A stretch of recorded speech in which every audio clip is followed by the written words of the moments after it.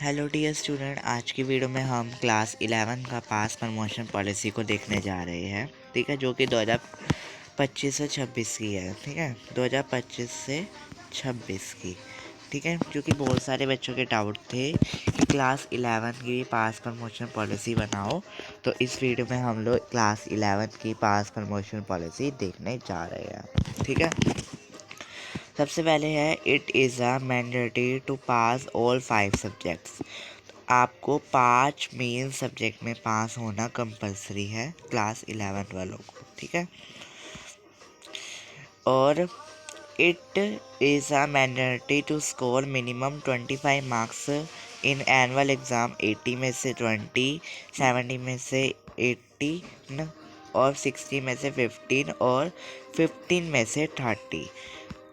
आप लोगों को भी एनुअल एग्ज़ाम में 25% मार्क्स लाने हैं, मतलब 80 में से 20, ठीक है, 70 में से 18, 60 में से 15, 50 में से 13।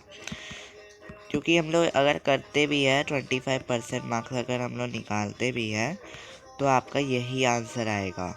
ये आपका 4 पे जाएगा, ये आपका 1 पे, ठीक है, ये आपका 40 पे, ये आपका 2 पे, ये 1 पे और ये आपका 20 पे। ठीक है, तो 20 मार्क्स आपको मिनिमम चाहिए और आपको कंबाइन पास होना है। 33 मार्क्स चाहिए मिड टर्म और एनुअल एग्ज़ाम में। इसके अंदर एक चीज़ है कि आपको ना इसके अंदर 33 मार्क्स चाहिए, मतलब आपके मिड टर्म में बाई चांस मान लो आपको 10 मार्क्स मिल गए, ठीक है, तो आपको यहाँ पे एनुअल में कम से कम आपके 17 होने चाहिए। तो आपको कंबाइन पास होना है, पर आपको 80 में से 20 भी लाने हैं। 25% मार्क्स कंबाइन होने के बाद का बता रहा हूँ मैं, कि अगर यहाँ पे आपके 17 होते हैं कंबाइन होने के बाद, मतलब कन्वर्ट होने के बाद, और यहाँ पे आपके 10 होते हैं, तब आप पास माने जाओगे। कंबाइन पास होना है आपको थ्योरी में। 80 में से 27 होने हैं, 70 में से 23, 60 में से 20, ठीक है, मिड टर्म और एनुअल को मिला के। ओवरऑल आपको 33% मार्क्स चाहिए 100 में से। मतलब मिड टर्म, आपको पता होगा mid term, annual plus internal assessment, तीनों को मिला के आपको चाहिए 33 मार्क्स। और आपको a student must pass in theory and practical separately. आपको थ्योरी और प्रैक्टिकल में आपको अलग से पास होना है। ठीक है, ग्रेस मार्क्स देख लेते हैं। मैक्सिमम आपको 10 मार्क्स की ग्रेस मार्क्स मिलेगी एनुअल एग्ज़ाम में 33% मार्क्स करने के लिए। बाई चांस मतलब आपके मान लो mid term plus annual plus internal assessment, ठीक है। अब मान लो आपको यहाँ पे मिल गए 10, यहाँ पे आपको मिल गए 17, पर यहाँ पे आपको मिले हैं 7 मार्क्स, ठीक है,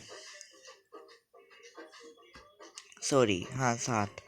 तो देखो ये कितने हो गए, 27 जमा 7, चलो ये ऐसे, तो फिर तो ये 34 ही हो रहा है। 1 मिनट, मान लो यहाँ पे आपको 5 मिल गए, यहाँ पे 17 हो गए और यहाँ पे आपको मिल गए 7, तो ये हो गए 18, 19, 20, 21, 22, 22 और 7 29, ठीक है। तो आपको यहाँ पे क्या होगा, 5 नंबर की ग्रेस मिलके आपको पास कर दिया जाएगा। ठीक है, तो ऐसे कह रहा हूँ मैं। और 5 मार्क्स आपको ग्रेस मिलेगी सिर्फ एक सब्जेक्ट में। इसके अंदर ये था ना कि इन वन सब्जेक्ट, अच्छा, एक सब्जेक्ट के अंदर आपको 5 मार्क्स तक की ग्रेस मिल सकती है। ठीक है, तो मिनिमम 2 सब्जेक्ट में मिलेगी। और ग्रेस मार्क्स जो है वो आपको तब मिलेगी जब आप 80 में से 20 लाए होगे एनुअल में, 70 में से 18, 60 में से 15 और 50 में से 13 इन annual exam. A student who pass after getting grace marks, अगर आप ग्रेस मार्क्स से पास होते हो तो आपके रिजल्ट में प्रमोटेड लिखा आएगा। ठीक है, अगला री exam. Compartment is allotted in one subject.